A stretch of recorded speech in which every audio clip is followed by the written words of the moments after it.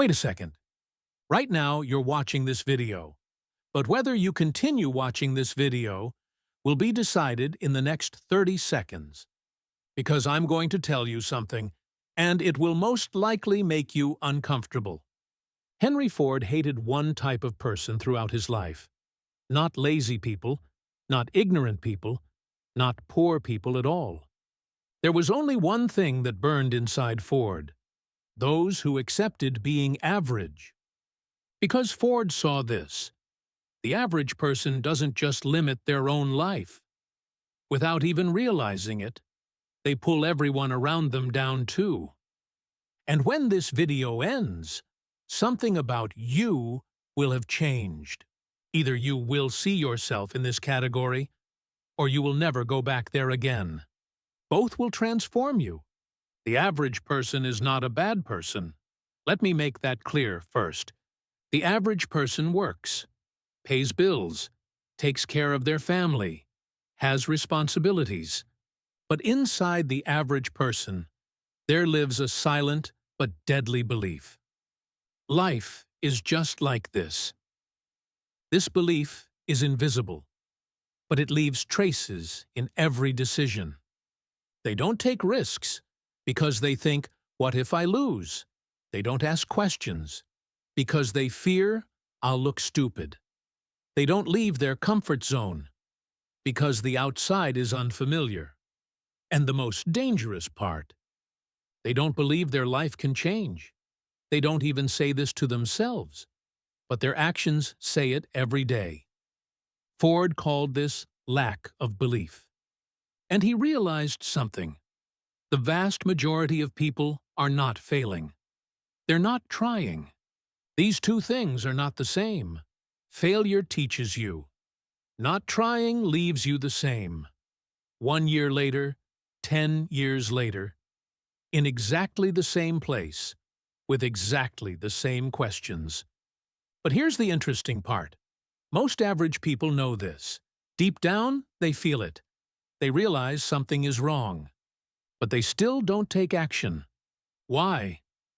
The answer to this question is the core of this video. And we need to start here.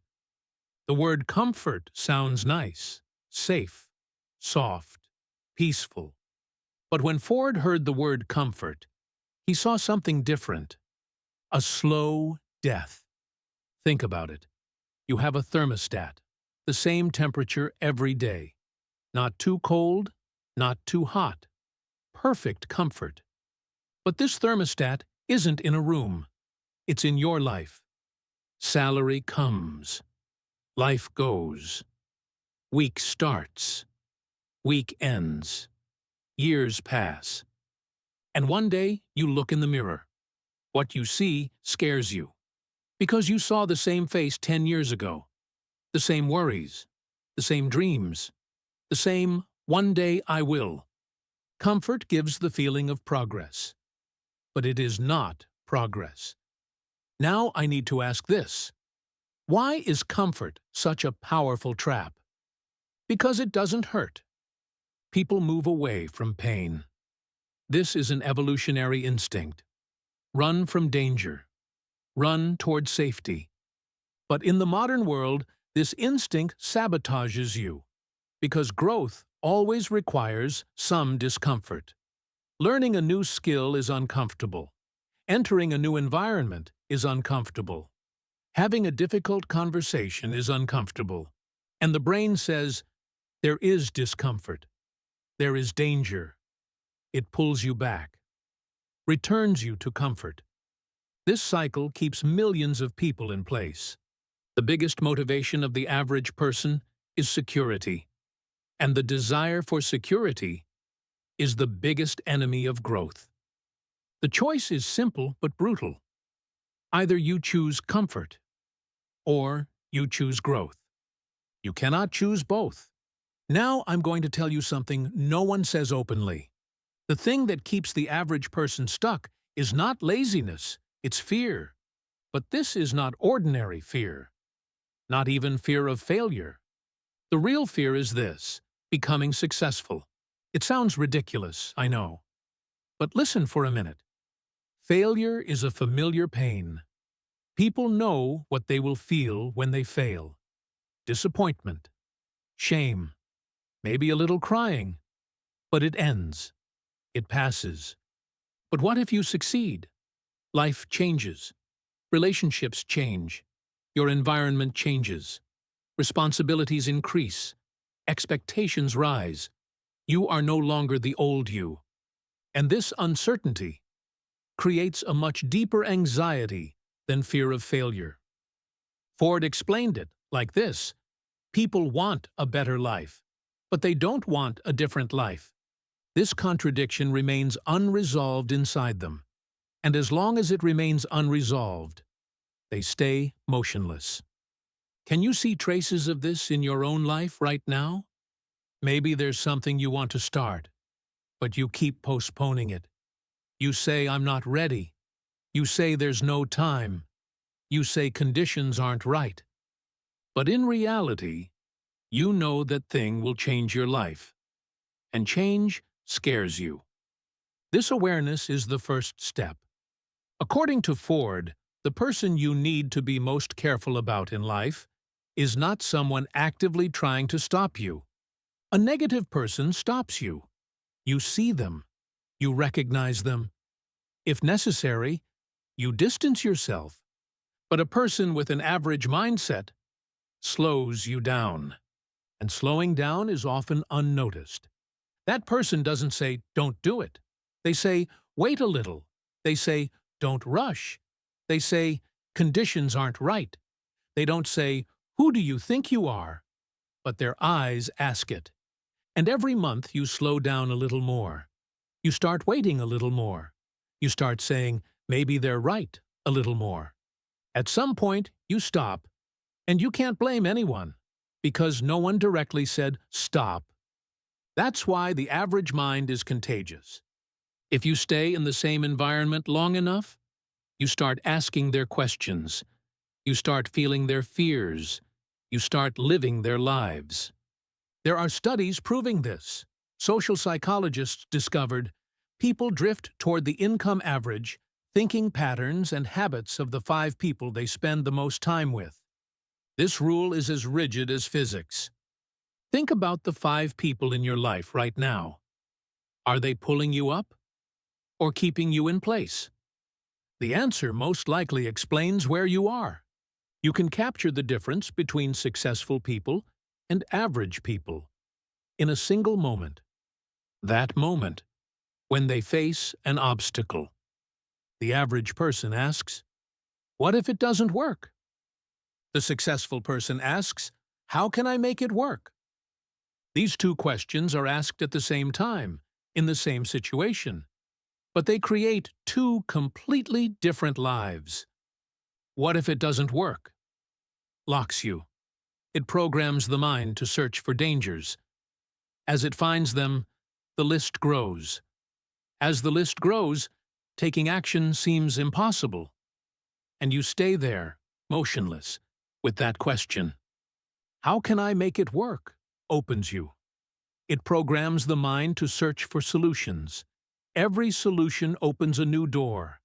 Every door moves you forward a little more. Same obstacle, same resources, same moment, just a different question. But here's something critical. You can consciously choose these questions. The brain automatically goes to, "What if it doesn't work?" That's the default setting. That's evolution's first response. But you can notice that first reaction. Take a breath and change the question. It looks like a small change, but over years, this single habit creates the difference between 2 lives. Ask yourself now, in your last big decision, which question did you ask? The answer tells you where you stand. If what I've said so far makes sense to you, like the video, because now we're coming to Ford's harshest and least known idea, and this part will most likely make you the most uncomfortable. According to Ford, why can't most people progress? Economy? Partly. Lack of opportunity? Sometimes. Luck? Maybe. But the real reason Ford saw was irresponsibility. People don't take responsibility for their lives. They blame the economy. They blame their family. They blame where they were born. They blame timing. They blame the system. And all of these can sometimes be real obstacles. But blaming never removes the obstacle. When Ford was trying to build his factory, no one helped him. His first two companies failed. Partners left. Banks closed their doors. But Ford never said, "The system is crushing me." He said, "What's the next step?" Taking responsibility hurts, because it means accepting, "My current life is largely the result of my choices." This sentence breaks a person, but it also frees them. Because if you are the result of your choices, you can go somewhere different by making different choices. The person who blames becomes a victim. The person who takes responsibility becomes an architect. Let's clarify something here too. Taking responsibility does not mean saying everything is your fault. Maybe you truly came from difficult conditions.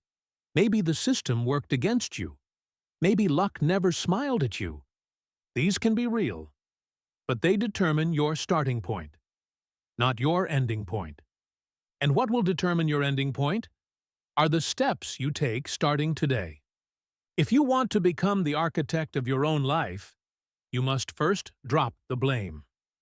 Ford once said, "Thinking is the hardest work there is." That is why so few people engage in it. And Ford's real pain is hidden in this sentence. Ford didn't hate average people.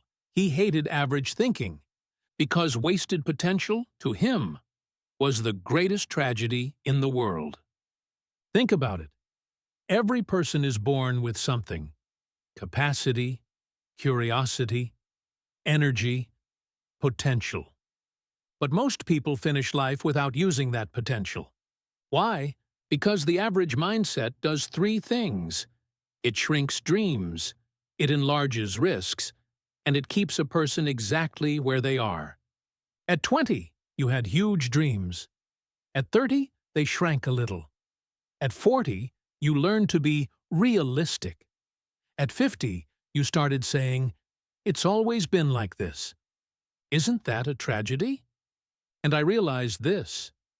This tragedy happens silently. No one wakes up one morning and says, "Today I'm giving up on my dreams." These decisions are made in small, unnoticed moments. When you went to sleep a little earlier that night. When you passed that opportunity saying, "Conditions aren't right." When you postponed that conversation saying, "I'll do it later." It accumulates drop by drop. And one day you look back. The life you wanted isn't there. There is something inside you too. Something you haven't released yet. The question is, how much longer will you wait? Now, I'll tell you something most motivation videos skip. The vast majority of people are well-intentioned. People want to change. People want to grow. People want to live a better life. But intention is not action. And the gap between these two is the only difference between average and extraordinary. Think about it. 1,000 people watch this video. Most of them will feel this when it ends. Yes, it's right. I need to change. This feeling is real. This intention is sincere. But 1 week later, how many of them will be doing something different? 10? Maybe 5. Why? Because intention is easy. Action is hard. Intention is free. Action costs something: time, energy, comfort.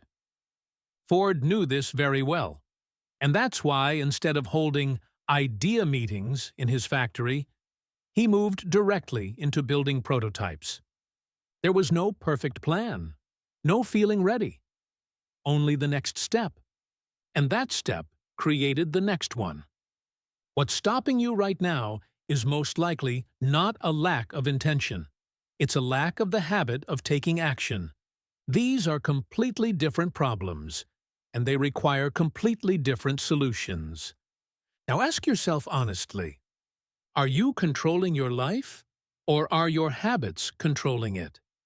This question seems simple at first, but if you truly sit with it, the answer will disturb you, because the most dangerous prison is the one with invisible walls. In a physical prison, at least there are bars. You know where you are. But in a mental prison, everything looks normal. Everything feels reasonable.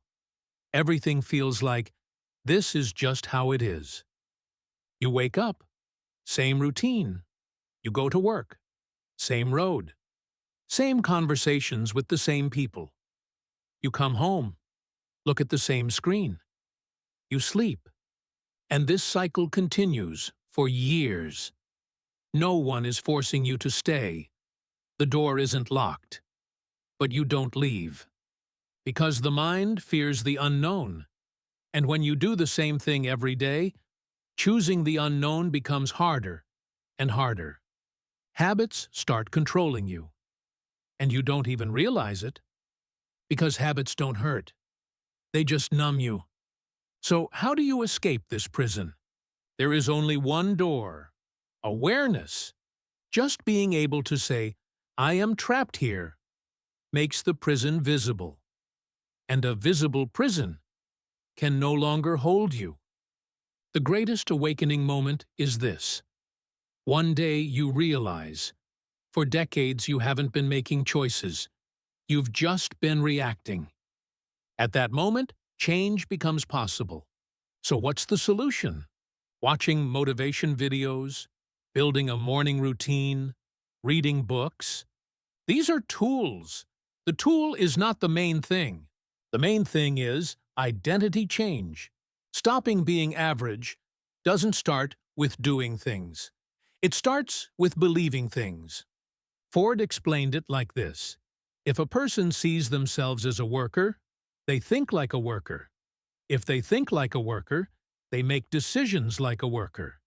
If they make decisions like a worker, they live like a worker. But if that person starts seeing themselves as a creator, a leader, an architect, everything changes. Same person, same resources, same city, but a different identity. Identity determines behavior. Behavior determines results. Results determine life. And here is a critical point that requires attention. Identity does not come after success. It comes before success. People say, I'll be confident when I succeed. That's the wrong order. First, you will be confident. Then success will come. Because without confidence, there is no action. Without action, there are no results. Without results, there is no success. That's how the chain works. And you choose the first link of the chain. So the question is, who do you see yourself as? People keep waiting for a better time to come, to feel more ready, for conditions to be more suitable. But Ford said this, the perfect time never comes. The only right time to start is now. Think about it. 5 years ago, you wanted to start something. You didn't. Why? You weren't ready. Now you still want to do that thing. But you still don't feel ready. 5 years later, you will be in the same place. You will say, not yet again. Feeling ready is the result of starting, not the prerequisite. No one is ready before they start something. You don't become a swimmer without swimming. You don't become a writer without writing. You don't become a seller without selling. Preparation comes within movement. Let me add this too. There is no such thing as a perfect start. One of the things that locks the average person is this. I'll start when I do it right. Let it be perfect, then I'll show it. But perfectionism is often the mask of fear. Those who truly progress start imperfectly. They continue by correcting. Over time, they become excellent. But first, they start. And right now, this moment while you're watching this video is the perfect moment for something. Maybe a small step. Maybe just a decision. Maybe just writing a note. But something. Because 5 years later, what you did today will matter. One last thing remains. And this may be the most important. The average person plays the short game. The extraordinary person plays the long game. The short game is this: fast results, instant gratification, easy path. The long game is this: plant today, harvest tomorrow, seeing patience as a reward. Ford didn't build the factory overnight. He developed the first car for years. The Model T came after dozens of prototypes. And during that process, how many times did he want to quit? How many times did he say, "This won't work"? How many times did people around him say, "Just stop"? But Ford understood this. What is invisible in the short term is revolution in the long term. Look at your life right now. The small steps you take today may seem meaningless to you. Reading a little every day, making slightly better decisions every day, being slightly more disciplined every day. These don't create a difference in a week. In a month, they may still be invisible. But you look after a year, you look after 2 years, and you see where those small steps carried you. That is the long game. And most people cannot tolerate playing it because they don't see short-term results. They quit. But you're reading this, and that shows you are someone who doesn't quit. When Ford built the factory, everyone laughed. Cars are for the rich. Workers can't afford such a thing. Impossible. Ford heard these words, and he didn't care. Because Ford understood this. The word impossible is most often spoken by those who refuse to try. And today, there are billions of vehicles all over the world. Factories, workers, families, as the result of Ford's dream that was once called impossible. Ford's legacy is not a factory, it is a mindset. Now I'm going to ask you a question, and I want you to truly think about it. 10 years from now, when you look back, how do you want to remember today? I watched a video that day and nothing changed? Or, that was the day I felt something change? Both are possible. The choice is yours. Ford did not choose to be average, and history did not forget him. What will you choose? You took time to watch this video. That alone separates you from the majority. Because most people avoid uncomfortable questions. You were here. But watching is not enough. Whatever the one thing you take from this video, today, now, take a step. Let it be small. It doesn't matter. But let it be real. And if this video made you think, subscribe. Because in the next video, we will talk about this. The one thing successful people think differently than everyone else. And I will show you a truth no one tells you openly. See you.